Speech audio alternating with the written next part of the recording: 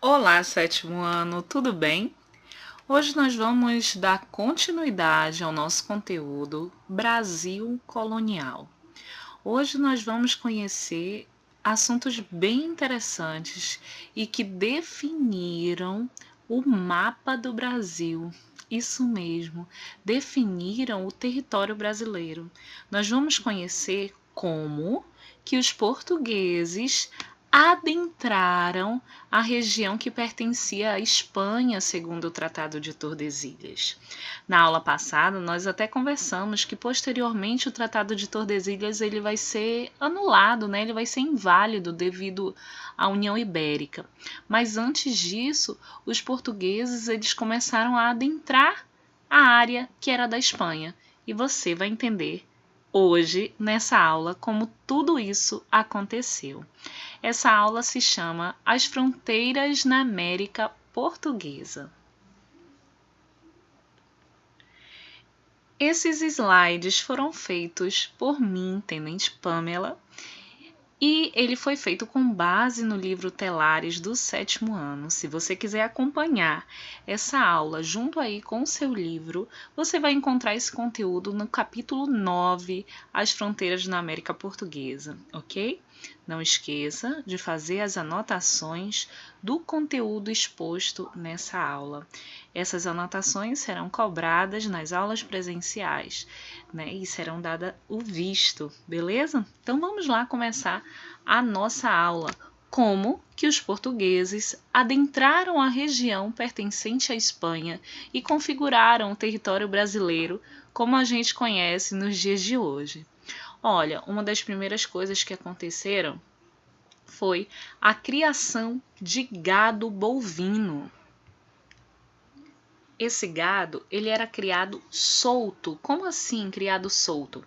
Esse gado, ele era criado nos pastos e os pastos não tinham cercados. Logo, esse gado acabou adentrando a região que era pertencente à Espanha. E por que os colonos, né, os indivíduos que moravam aqui na colônia portuguesa, começaram a criar o gado? Olha, tinham vários motivos. Dentre eles, observe aí na tela, eu coloquei alguns para vocês. A carne, o couro, a produção de charque, que é uma carne mais salgada, e principalmente o gado servia como um animal de tração. O que significa um animal de tração? Um animal de força, utilizado principalmente nos engenhos, lá na produção açucareira. O gado ele era usado para mover os moinhos. Os engenhos que não tinham rio, né, porque muitos dos moinhos eram movidos com rio, eram movidos por gado. Além disso, era o gado também que trazia lá do canavial a cana-de-açúcar lá para o moinho, ok? Bom, e essa criação de gado, como eu já falei para vocês, resultou na expansão do território, pois o gado era criado solto e de forma extensiva, ou seja, o gado acabou adentrando áreas que eram pertencentes à Espanha. Vale lembrar que não existia nenhum tipo de cercado, nenhum tipo de linha, nenhum tipo de muro que dividia ali o Tratado de Tordesilhas. Logo, esse gado ele foi adentrando aos poucos, né? E até os próprios colonos portugueses, eles não tinham noção de que eles estavam adentrando áreas pertencentes à Espanha. Como você bem sabe, os espanhóis eles não tiveram muito interesse aqui no território brasileiro, porque eles estavam focados na exploração de metais preciosos encontrados ali pela região da Argentina, da Bolívia, do Peru, do México. Então, eles não exploraram tanto a região como os portugueses assim fizeram, ok? Um outro fator que contribuiu para a ocupação portuguesa lá na região dos espanhóis, né, adentrando o Tratado de Tordesilhas, foi a exploração das drogas do sertão. Drogas do sertão era como os colonos chamavam um variado tipo de sementes, de produtos agrícolas na região da Amazônia, né? Dentre eles eu posso destacar a pimenta, o cacau, o cravinho da Índia. algumas castanhas. Os portugueses chamavam de drogas do sertão porque muitas dessas ervas, dessas sementes, eram usadas com fins medicinais. E a exploração desse produto também fez os colonos portugueses adentrarem a região pertencente à Espanha, segundo o Tratado de Tordesilhas. Porém, o ponto alto da nossa aula é exatamente o que mais fez a expansão do território brasileiro acontecer, que foram as expedições bandeirantes.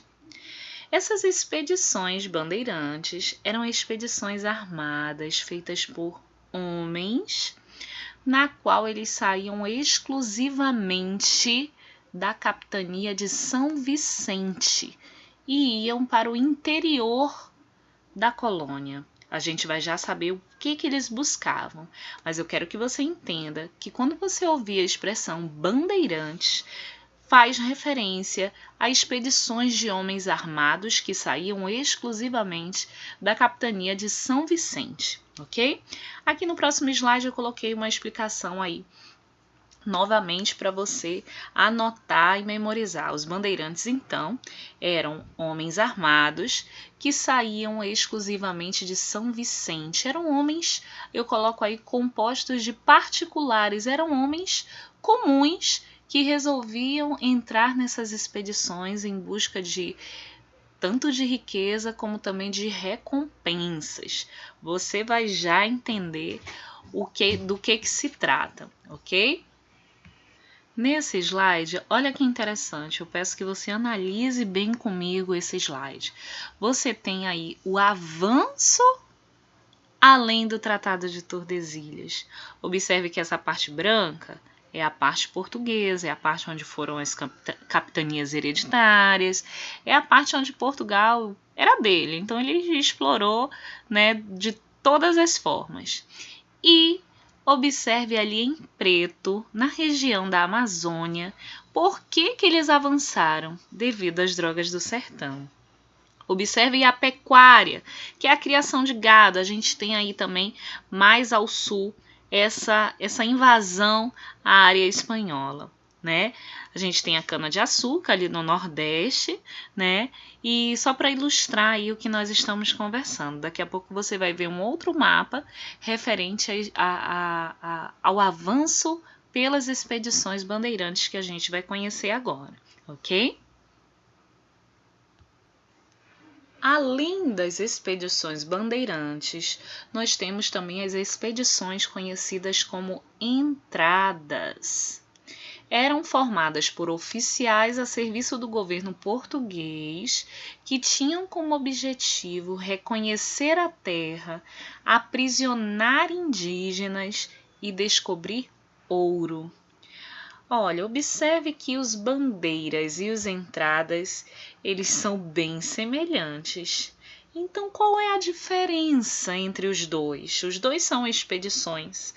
Os dois eram formados por homens armados que saíam aí em busca de três coisas, hein?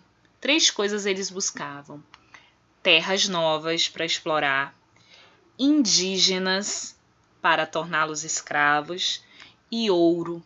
Bandeirantes e entradas, eles tinham esse mesmo objetivo. A diferença é que os bandeirantes eram formados por homens comuns, colonos comuns. E os entradas, eles eram financiados pelo governo português. Quem pagava os bandeirantes, quem dava recompensa aos bandeirantes, era senhor de engenho, era donos de fazenda, donos de escravos. E quem pagava os entradas para ir buscar terra, ouro, índio, era o governo português. Então eu posso dizer que a diferença é que os bandeirantes eram homens comuns e particulares, pagos por particulares, e os entradas eram formados por oficiais a mando da coroa portuguesa. Você entendeu a diferença? Beleza, então vamos prosseguir. Aqui só para você também fazer as suas anotações. qual era o interesse dos bandeirantes e dos entradas? No geral, o interesse deles era aprisionar indígenas para torná-los escravos, buscar riquezas como ouro e pedras preciosas e encontrar novas terras. Observe esse mapa aí pequenininho, observe qual foi o percurso das maiorias dessas expedições.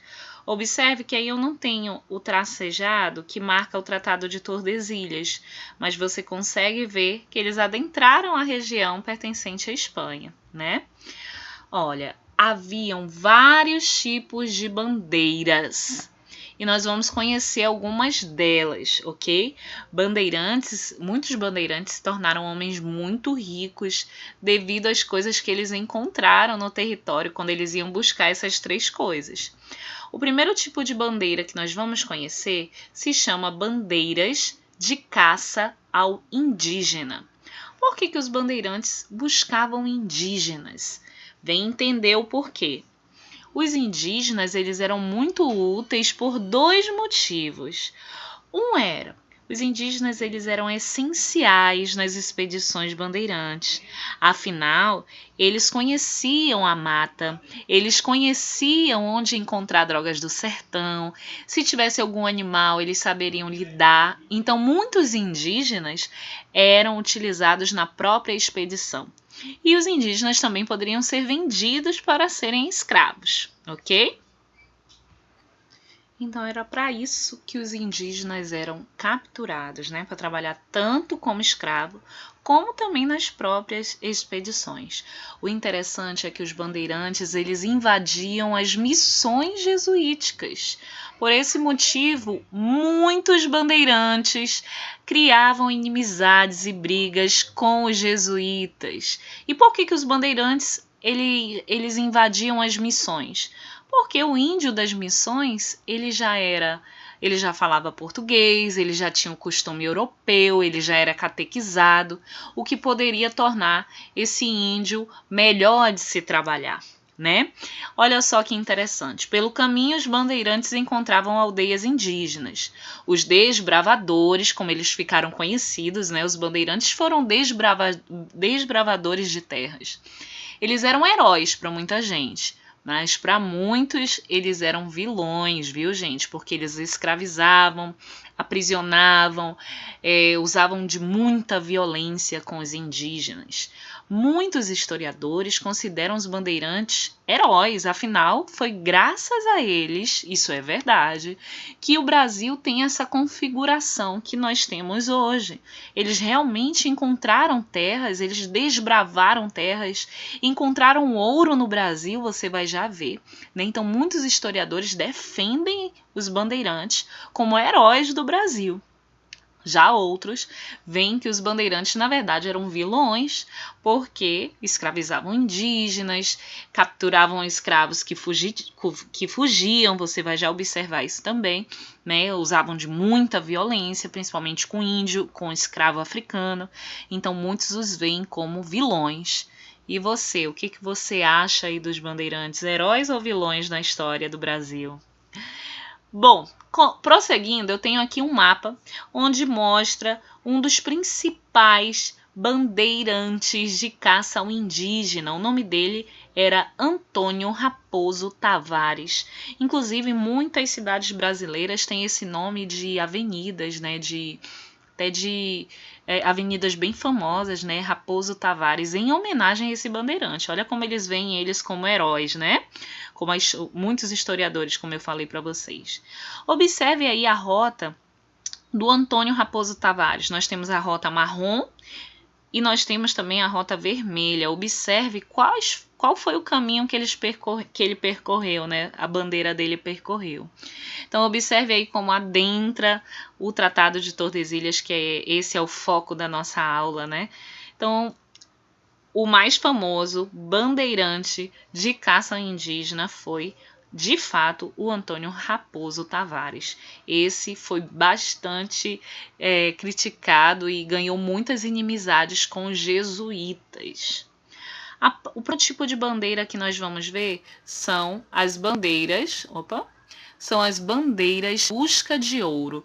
Então, o bandeirante ele podia se especializar em capturar indígena, ele ia focar em capturar indígena. Ele poderia focar em busca de ouro e diamantes, que é o que a gente vai conhecer agora. Como eu disse, foram os bandeirantes que encontraram ouro no Brasil. Isso se deu através da bandeira da expedição do Fernão Dias Paz. Também há muitas avenidas com esse nome, né, com o nome dele. Bom, a expedição dele se dedicou a encontrar metais preciosos. Ele abriu caminho ali pela região de Minas Gerais. Olha, o interessante é que na época que os bandeirantes encontraram ouro, os bandeirantes eles saíam de São Vicente, você lembra disso, né? E São Vicente, a capitania de São Vicente, é o que hoje é São Paulo. Presta atenção no que aconteceu. Como eles acharam ouro, eles se achavam no direito de somente eles explorarem o ouro da região. Então, os paulistas, ou seja, os bandeirantes, né? Porque só os bandeirantes eram todos paulistas, porque eles saíam de São Vicente.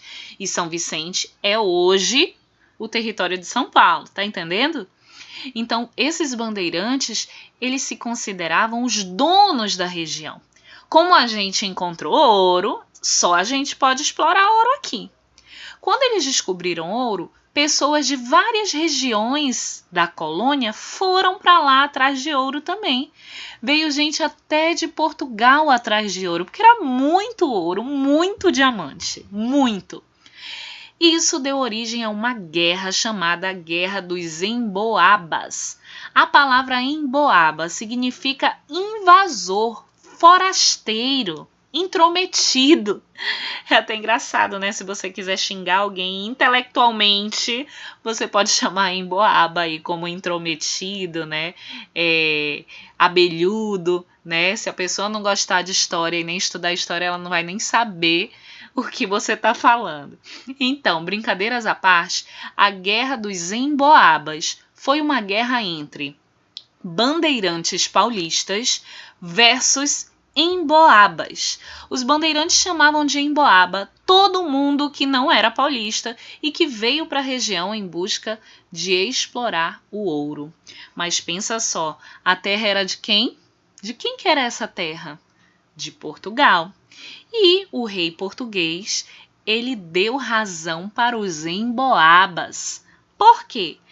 Quanto mais ouro se descobrisse na região, mais ouro, mais dinheiro a coroa portuguesa ganharia, né? Então, essa guerra dos emboabas, os paulistas, eles perderam feio, porque a coroa portuguesa apoiou os emboabas. A coroa portuguesa queria que quanto mais gente explorasse ouro e encontrasse ouro, era melhor, porque você tinha que pagar um imposto. Não sei se você lembra, o imposto quinto, que nós vimos lá na capitania hereditária, que o donatário tinha que pagar.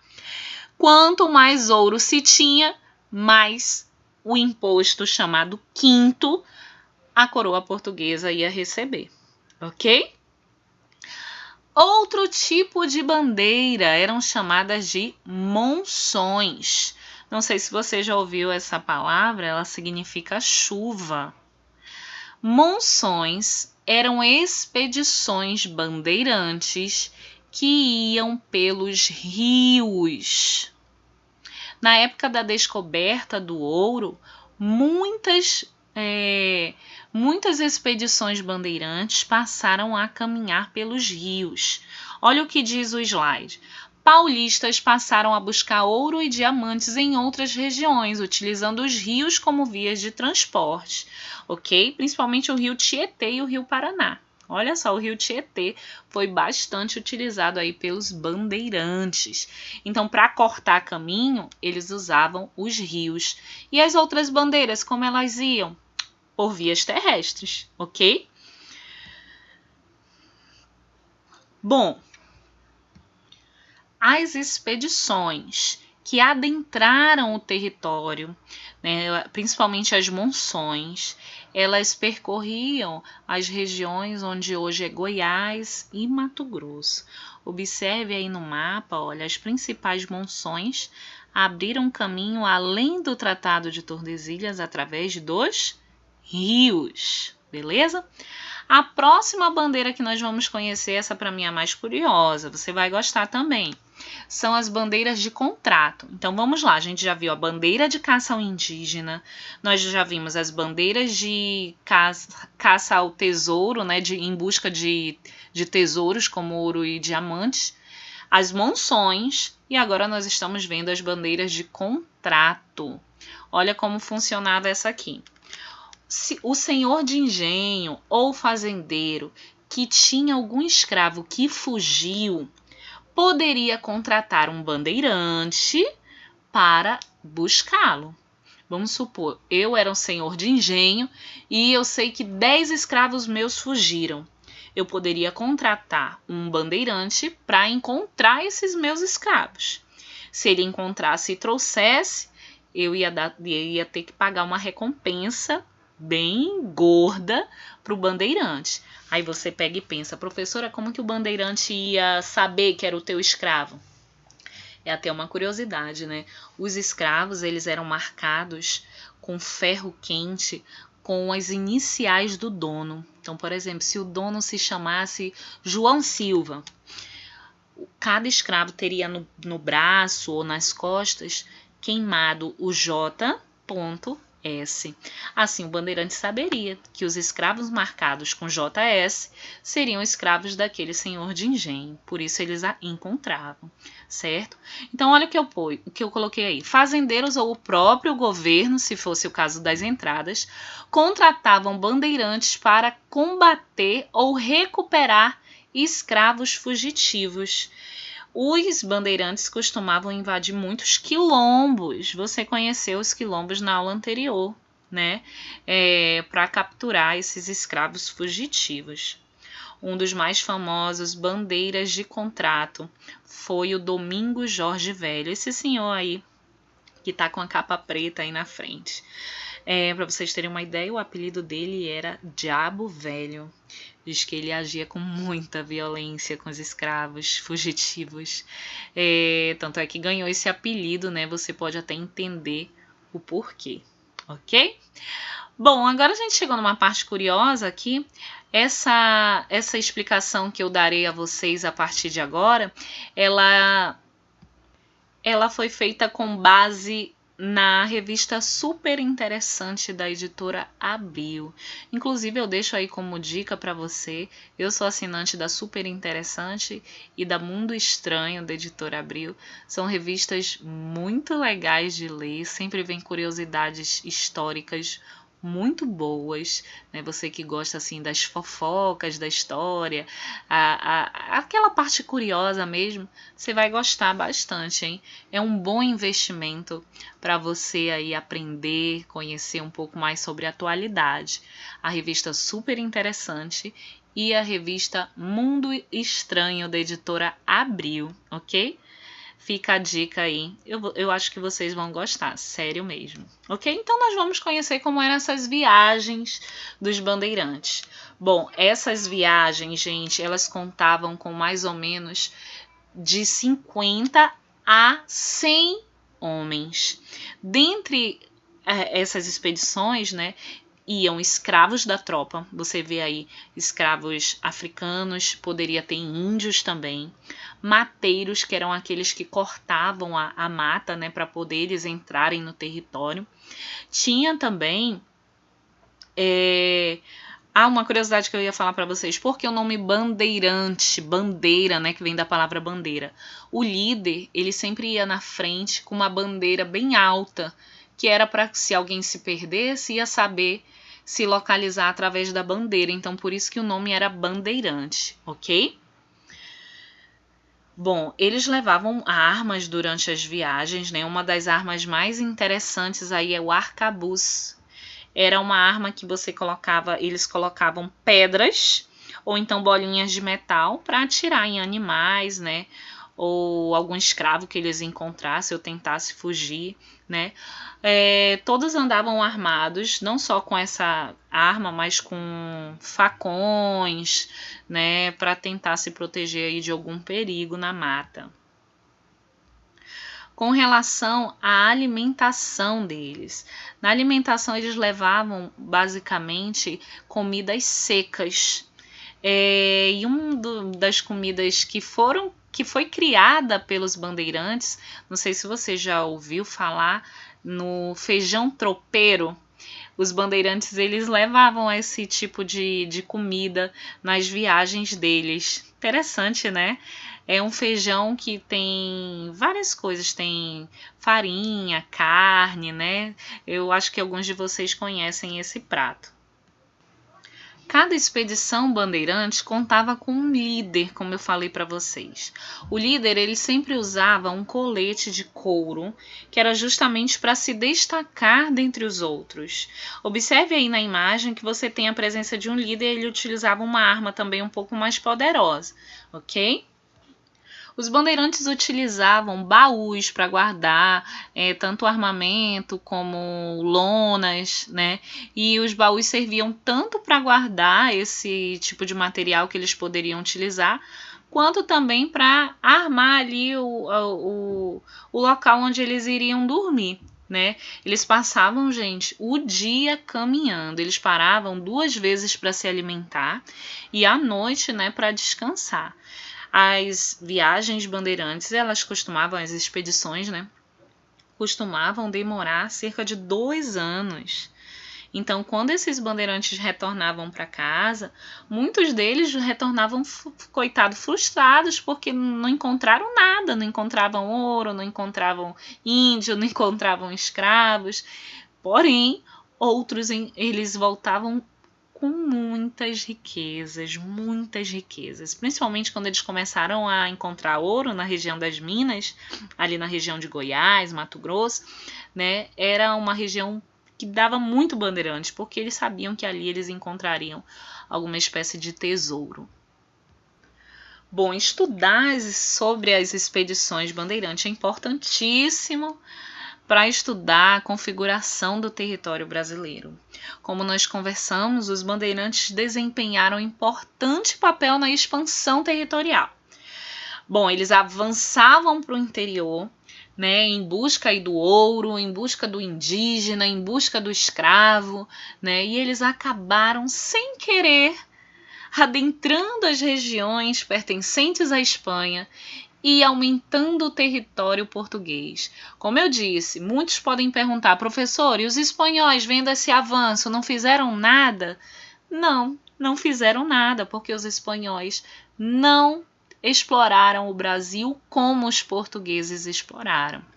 Os espanhóis, vou repetir, eles não adentraram a região do atual Brasil por 2 motivos. Porque eles estavam focados na exploração de metais preciosos em outras regiões. Eles imaginavam que aqui eles não encontrariam esses metais. E, além disso, o território, para eles chegarem no território deles, né, imagine aí no mapa, era muito longe. Eles tinham que dar toda uma volta para chegar no território deles. Eles não podiam passar pela área portuguesa, ali pelo litoral, para adentrar no território deles. Eles tinham que dar a volta.